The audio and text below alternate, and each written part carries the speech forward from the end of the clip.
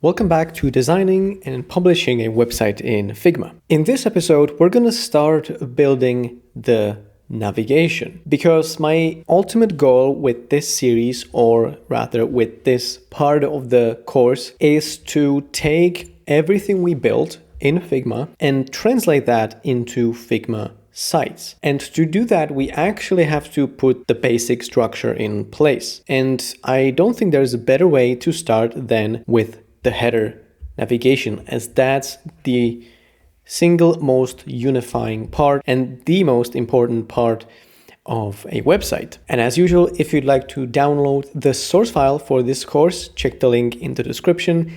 And if you'd like to book a one-to-one live coaching session with me, you can also do that by checking the link in the description. Now, what we did in Figma Design was set up this quite elaborate header navigation. So if I launch the prototype, and right now I'm in Figma Design and not in Figma Sites, I'm gonna just launch the prototype. You can see that the way it works is when you hover, you can then click on these individual menu items. We even have a nested dropdown that is fully functional. That's gonna take you to brand assets and press releases. But as mentioned in one of the previous episodes, I simply took all of this whole design system and all these designs, and I copied that into the new Figma Sites file. And when I tested how this actually behaves, I found out that if you actually create an instance of this menu and you place it onto a page and you shrink it like this and you launch the preview, you find out that this interaction doesn't work, which got me thinking, why is that?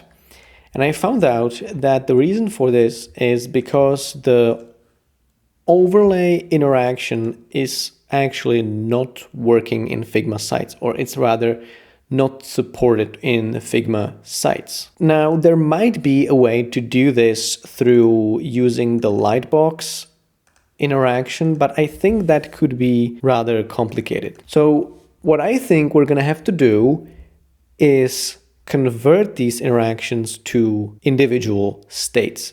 So instead of having one single state of this menu component, we're gonna have multiple variants, and each of these variants is gonna have, depending on context, is gonna have either just the resources dropdown shown or both of these dropdowns shown, okay? Additionally, if you take a look, it says responsive, which means that in one of the previous episodes, we also made it responsive like this. And since we're now working with Figma Sites, this is not really that necessary actually. And again, what I'm gonna do is I'm gonna create a new variant of the menu, which is going to be for mobile. And again, there are going to be different states, right? So if I were to sketch this out, we would have the menu component, right, in the default state. Then we would have the menu component in with one overlay enabled. That would be another state. And then with another level dropdown enabled. So while in Figma Design we had one variant and two overlays, in this structure what I think is going to be required for this to work is going to be a component with three variants. And now similarly, I think what's going to have to happen is something similar but for mobile. So with mobile, you're going to have the hamburger menu, and then you're going to have the menu opened, right? So that's going to be like, maybe I should use a slightly different color. So let me just change this. So we're going to have the default state, then we're going to have the open state, and then even we're going to need two additional states, right? We're going to need a state where one of those drop downs is expanded, right? That's going to be basically this one. So if I were to match this, match the equivalence, let me make this darker so it's understandable. And then we're going to have another final state where it's going to be fully enabled. So what I'm thinking here, this could be an accordion inside an accordion. And you can see that while the desktop menu is going to have 3 states, probably 3 states, mobile is going to need to have 4. Now, why is that? The reason is very simple, because while on desktop you have all the options, the first level options, essentially immediately visible, the mobile menu is the hamburger menu, the very well-known UI design pattern. You don't get all these first level options immediately visible. So you basically need one extra level where this is going to be opened, right? I just broke this component completely, but you're going to need another extra state, which is basically not required with the desktop one. I hope that makes sense. And mainly, I hope this is gonna work. And so, of course, the actual contents of this menu is gonna be identical. I would even love to keep the design actually, because I think it's pretty okay.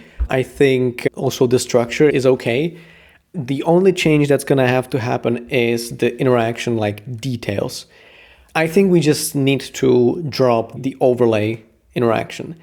But at the same time, I think we could potentially keep the while hovering interaction or like mouse enter. I think Figma sites does support mouse enter, right? At least I hope. Let's test this out. For example, interactions. Yeah, it appears that it does. So if I select the component, I go to interaction and I do interactions. And I think we actually need to create another variant first. So let me create a variant just for the test.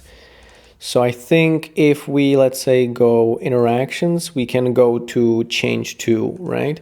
So if you have more variants in Figma sites, if you have more variants of a component and you go to interaction, you can then enable the change to interaction. And here we can actually specify that, okay, on click or mouse enter, mouse leave is gonna trigger a specific action.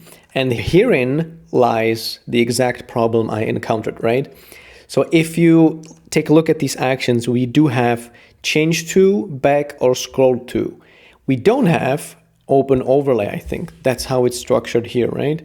So if I were to, for example, prototype interactions and do on click, and then we can do open overlay, right? So you can see that in Figma design, it's possible to do open overlay.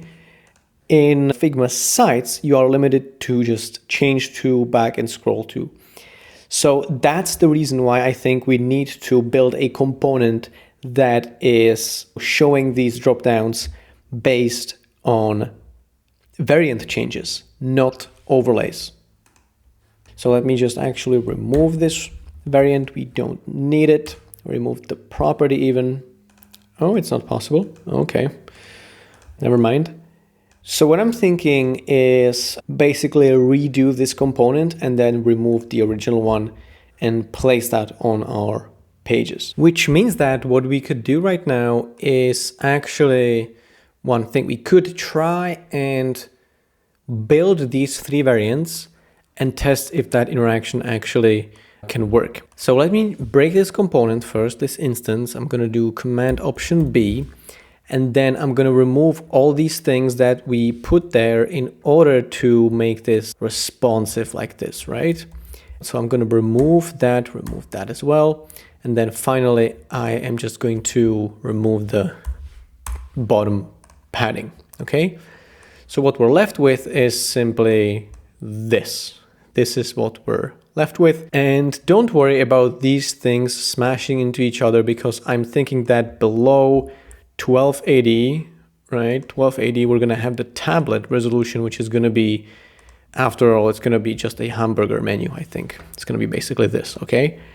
Okay, so Let me rename this element to Figma sites compatible header navigation so that we know what we're actually building.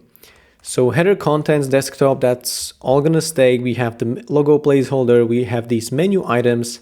We can reuse all of that. That's okay. So what I'm gonna do next is turn this into a component, and I'm gonna actually set the, oh, it's already fixed. So we need the height to be fixed, okay? And now let me create another variant. We're gonna be building this one. This variant is gonna be called, this is gonna be a state, right? So I'm gonna go over to properties over here and call this state. The first one is gonna be called default. And the second one, that's going to be called dropdown underscore resources. And what we're going to do is we're going to take this resources dropdown overlay. I'm going to copy Command C or Control C if you're on Windows and paste that in. Paste that inside of this component. Now you can see that it moved all this stuff away from the center essentially. So we're going to fix that by changing the position mode.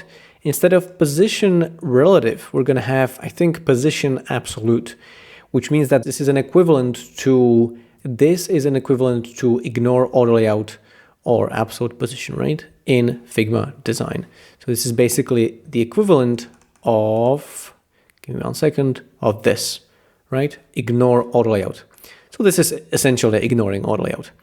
Now I'm gonna move this around, and I'm gonna actually decrease the opacity a little bit, and then I'm gonna move it so that these two objects overlap perfectly. You can see that is the case right now. Okay, so that's good.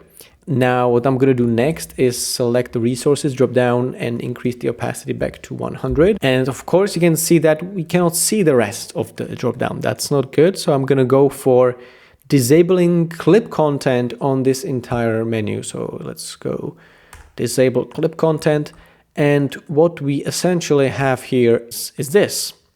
Now what we can do is actually select this resources drop down and go to interaction. And what I'm going to do is I'm going to remove the mouse pointer interaction, and I'm going to do plus and change to.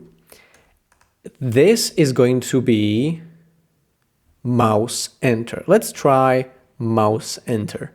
Mouse enter, action, change to state, drop down resources, right? So when the user's mouse enters this button, we're going to change the state to drop down resources. Animation is going to be instant. All right.